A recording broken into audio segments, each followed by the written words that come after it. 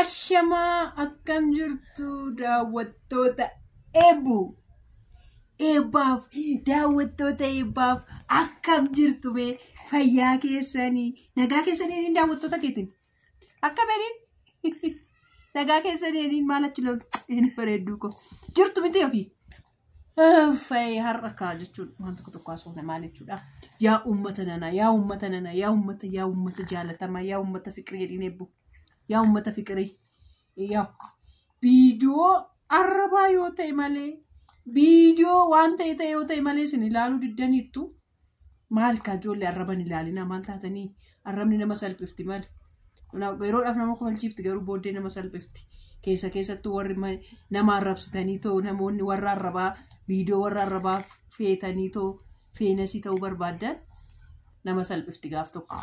Kanaaf jechuudha waanuma hojii gaarii barumsa gaarii waanuma gaarii qabu tokko ilaala. Yookaan YouTube waggaa afur guutuu qulqulluu ishii daffanne irra jirin eebbu waggaa afur ani beebbu deega YouTube jalqabe waggaa afur guunne waggaa afur keessatti namni ji'a tokko keessatti fooloorii 100 gala.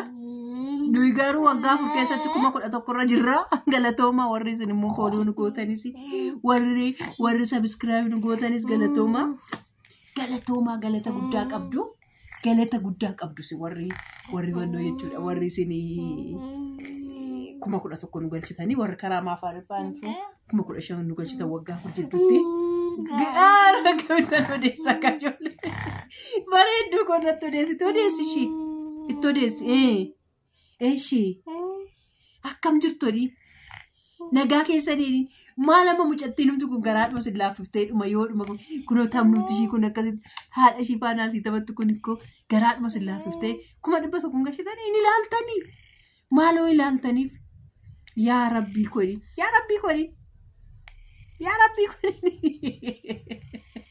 isin ilaalti asitti kunoo bareeddu kana faana odoo sin faana taphannu dhuma sin faana jennu waggaa afur duuchine jechuudha. Waggaa afur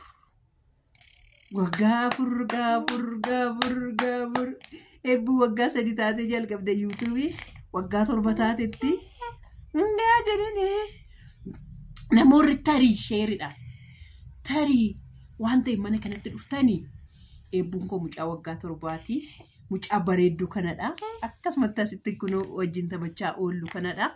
Yaa ilaalaati ishii biratti waan baay'ee haasa'uun hin dhagahu waan ta'eef gaarii miti bareedduudha mucaa bareedduu kootu. Kanas niin jedha achi immoo itti dabalee jechuudha. Namoonni hedduun gaafii hedduu na gaafattu.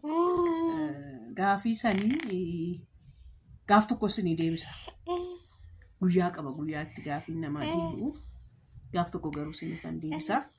Ammasitti garuu odoo gaaficha kaasuu baattanii natti tola jechuudha warri gaafii na gaggaafatanii beektu miti gaafiin sinii deebisuu dhiise beektu miti gaaf tokko sinii deebisa dhugaa rabbi gaaf tokko taa'eetan gaduma taa'etan fageenyaan sinii deebisa warroonni garuu jechuudha nu faana waggaa afur guuttanii warroonni karaa adda addaa nu gargaartanii maallaqaan illee subscribe-dhaan illee miidiyaa kanarratti taayizoo eebbuu cimtuu kormee koonaan jettan hundiyyuu waaqayyo koo sinaa eebbisu haala mana keessan bara keessan eebbisu eebbifamaa sinii jedha akkasumas immoo warroonni immoo ijaan argaa koollee jibbitanii jaartiin kun maal asirraa gootii oduma ishii ilaaluu baadhee dhufuu baattee jettanii na jibbitanis guddaasaa galatoomaa wajjumaan waggaa afur geenyeerra ammas immoo darbinee injiraanna waan ta'eef jechuudha.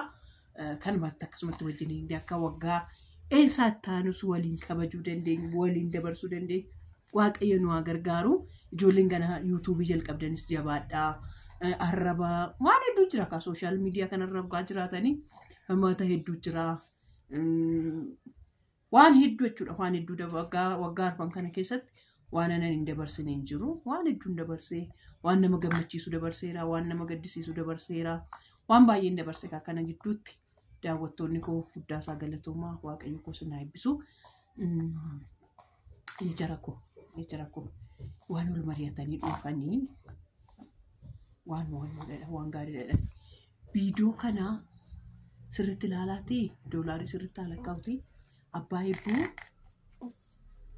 waggaa isaa kabajnaaf waggaa lubbuun isaa itti afeef kabajnaa fi akkamitti kabajnuuf maal goonee kabajnuuf warra viidiyoo kana ilaaltanii adiraa keessan maatiidhaan mari'atu mitiire maatiidhaan mari'atu waan ta'eef jechuudha.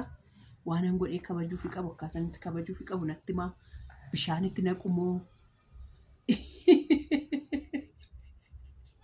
bishaan danfisee bishaan danfaqaa isiniin jedhu lab godheetutti naqumoo bishaan bugaan magannamti Itoophiyaa gannadha bishaan cabbii kana keessa bushee itti naqee baga waaqayyo waggaa tokko umurii kee irratti si dabalee jedhuun immoo miinatti manaa barreessaa akkam godhee hojjedhu amma fakkeenyaaf yeroo darbee waa'ee laaptooppii isaa sapiraayizii godhisna ittuma kenniifi malee piraankiin godhinaan jettaniinaan waan isin naa barreessitaniinaan sapiraayizii godhe laaptooppii isaa jechuudha. Amma immoo waggaa tokkoffaa isaa isatti waraanamee inni isaatti lololullee beektumti kanaaf jechuudha. Isa kabajuudhaaf gaafa jahaati.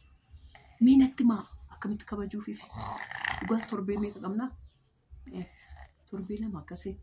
Indee yuutuubiin warroo sanitti yuutuubiin nu kaffaluu danda'a waan kaffaltii yuutuubiitiin iyyuu sapiraayizii gochuu dandeenya. Kanaaf iyyuu viidiyoo kana daraa keessa miiliyoona tokko garee qabdanii sheer godhaati miiliyoona tokkoon ilaallamee too abbaa eebbuu sapiraayizii haa goonu wayin piraankii haa goonu waan goonnis immoo goonee jechuudha. Goone jechuudha. Waan goone sapiraayizii goonu nutti maa naaf barreessaa maal taatanii namichi tokko jira.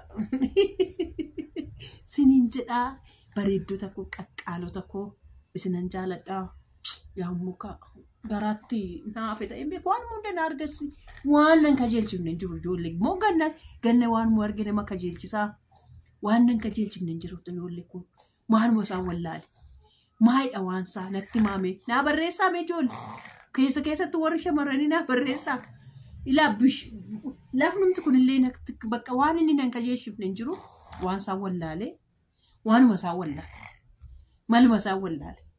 Kanaaf nu barreessaa siniin jenna. Muchee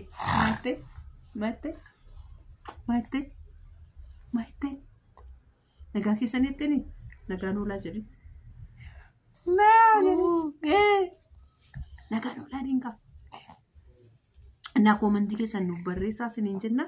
Waan abbaa eebbuu gochuu qabnu nutti maa ishee waliin immoo piraankii jibaa goo mana barumsaa jira. Mana manytaa jirra ijoollee mana nuti. Kanaaf waan cimaadhaan akka godhuu dandeenyu nutti naa barreessaa koomantii isin naa barreessitan faana isaaf hojjedha. Jedhaaf bakka nagaa oola bakka nagaa bula. Bye. Ani feebuun kun akkasumatti kun waggaa afur akkasumatti asirraa buchee.